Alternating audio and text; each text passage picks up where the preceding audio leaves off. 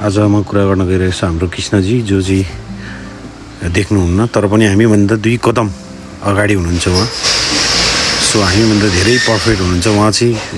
The last सेसनमा bungee गर्नुभन्दा अगाडि सिन्धुपाल्चोकमा पर्ने 3 घन्टाको भैरवकुण्ड यात्रा गर्नु हो। त्यस साथ फर्केर आउँदा यहाँ लास्ट सेसनमा बन्जी पनि गर्नुभयो।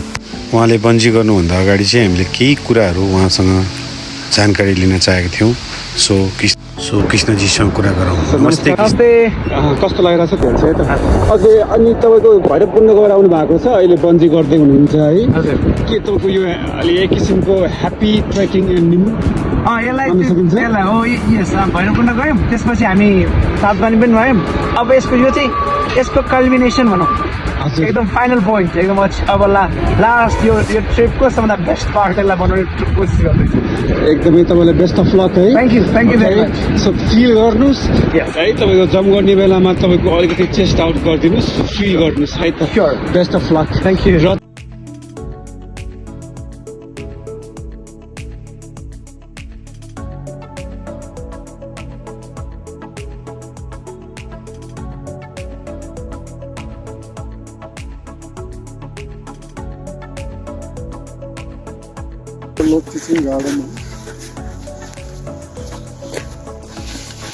ल राम्रो खासै राम्रो हिँडेछु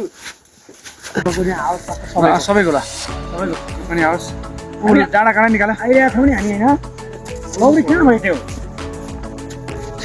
ल हामी चाहिँ भर्खरै भैरवकुण्डमा डुबुल्की पनि मारेका छौँ। स्नान गऱ्यौँ हामीले यो हिउँका बिच माहौल ठन्डी माहौल छ अनि स्नान गरेर हामी थोरै फ्रेस भएर यो चिसोमा अब एकछिन हामी रमाउन चाहन्छौँ।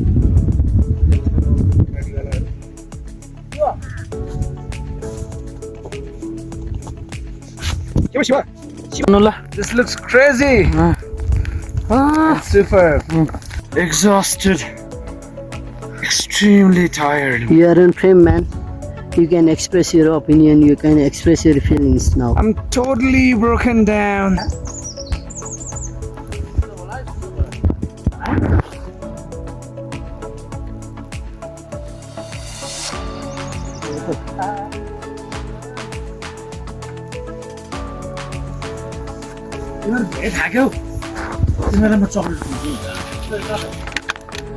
Right now I'm totally exhausted,